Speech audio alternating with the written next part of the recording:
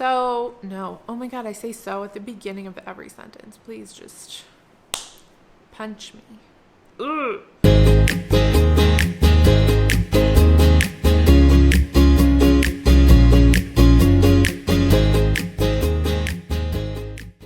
Hey guys, welcome back to my channel. So today we are continuing the series about how to become a freelance writer. Last time we talked about how to kind of assess whether freelancing is actually feasible for you as a human being. And so today we're going to move on to the next topic. Today we're going to talk about how to build up a freelance website where you can showcase your portfolio.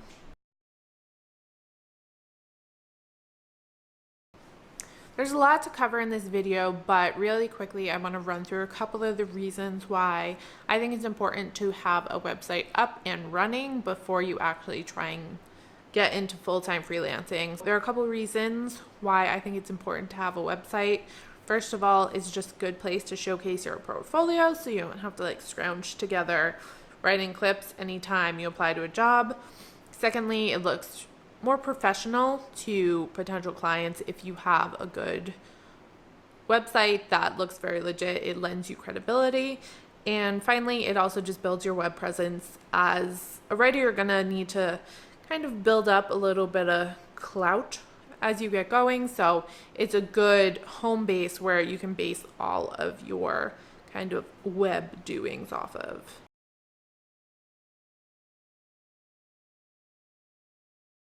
I personally recommend that you go with a website builder when you're first starting out, especially if you don't have a really strong technical background. What this means is they're kind of prefab websites where someone takes care of the really technical stuff for you and you just kind of fill it in, for lack of a better term. The website I personally use is WordPress.com, not to be confused with WordPress.org. WordPress.com is super beginner friendly. I've used them for more than 10 years now, and they're really just a really simple, straightforward website builder, but they also are really professional, and you can create a really beautiful website using WordPress.com.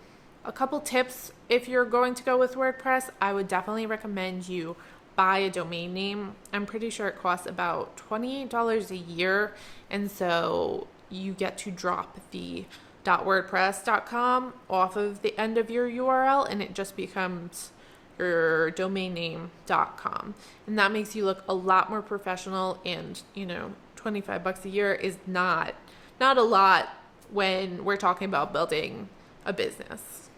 Additionally, I would recommend you don't rule out premium themes. There are a lot of free themes on WordPress.com, but a lot of the premium themes, which cost, anywhere from $40 to $200, it's a one-time fee. They are designed a lot more comprehensively and they look more professional, they give you more flexibility, and overall they'll just help you stand out and help you really have a solid web presence. Personally, I use the Gemma theme, which is a premium theme. I think I paid maybe $125 for it, and it has served me well for years. I get compliments on my website all the time, and I built the whole thing myself just with the help of that theme. So I definitely think that's something to consider if you can swing it. WordPress is by no means your only option. Some other good sites to check out are Wix, which I've used before. It's the same kind of structure where the free plan includes .wix in the URL, and it also, I think they have some pretty large obtrusive ads that they place on your website, but again, you can just upgrade. I'm not sure how much it costs, but you can upgrade and get rid of those things as you go.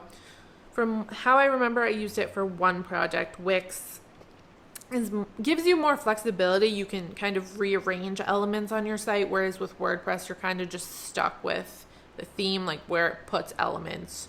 You can rearrange widgets in your sidebar with WordPress, but you can't necessarily change them around completely. So Wix does give you a little bit more flexibility that way. Another popular web builder is Squarespace. From the limited research I've done on Squarespace, it seems to be a little bit more expensive and a little more technical. So if you're a little more advanced with your web building skills, Squarespace is definitely something to check out, but keep in mind that you might end up paying a little bit more.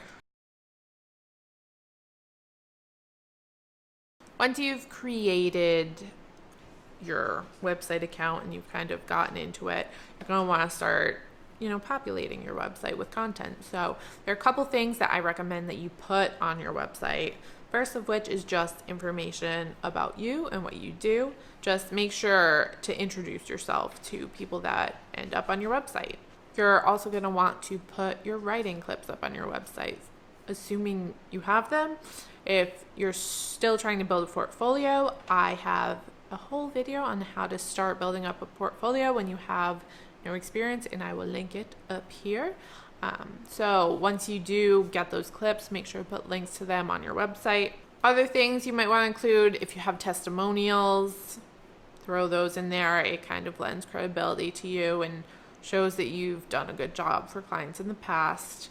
You may also want to include a way for people to contact you. So whether that's putting your email on your website or just having a contact form, it's good to provide people with a way to get in touch with you if they do land on your website. Links to your social media pages are also beneficial just for link building purposes and to kind of establish your online reputation.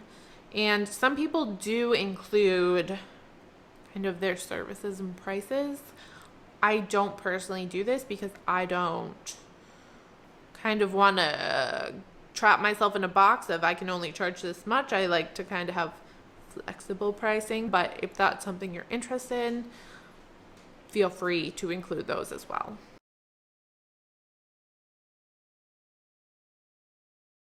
Some other general tips I have when you're building a website to showcase your freelance writing: keep it simple. When in doubt, less is more, as cliche as that is. You don't want to put so much information and just stuff on your website that people don't even know where to start. Your website should ideally have a very nice flow and kind of a logical format, so it's really easy to navigate. If you aren't really sure how to accomplish this, it's always a good idea to check out other websites. It's also important to keep your brand consistent with your website. So if you have a decent Instagram account and you have this white and gray theme going on, and then you build your website and it's purple and teal, there's kind of a disconnect between the two sites. So if your branding uses certain colors, certain fonts, certain language, you'll want to carry those across onto your website just for the sake of consistency and to kind of help connect the two online platforms. I also recommend updating your website on a semi-regular basis. This doesn't have to be anything huge, but just in a month, come back, take a look at it, see, is there something that you really liked when you first built it but aren't so keen on now? Maybe switch it out, try different things. There's nothing wrong with continuously evolving your website to better suit your needs. Finally, don't be afraid to ask for help if you need it. We're writers. We're not all really tech savvy. I was lucky enough that I had a blog growing up, so I kind of understand the basics of like HTML and themes and stuff like that, but not everyone has that, and that's okay. So if you need to ask for help, there are lots of people who specialize in, web design, people that will do like WordPress revamps for you, or, Wix, whatever it is you choose to use. So don't be afraid to ask for help. If you need it, it's better to pay someone and get really amazing results than to try and do it yourself and for it to look really amateurish and just unprofessional. Those are my tips on how to build up your freelance portfolio website. Again, it's an important step before you try and launch your career in earnest. It will help really solidify your online presence. It makes you look more professional, more established when you apply for jobs, and overall is just a key piece of your marketing strategy that's good to start sooner rather than later. Hope you enjoyed this video and found it helpful. If you have any questions at all, please leave them in the comments and I'll be sure to get back to you. Again, this was the second part in my series about how to become a freelance writer. If you have topics you'd like to see addressed further along in the series, please let me know. Otherwise, thank you so much for watching. Make sure you to subscribe to the channel because we put out videos every Friday. Have a great one, guys.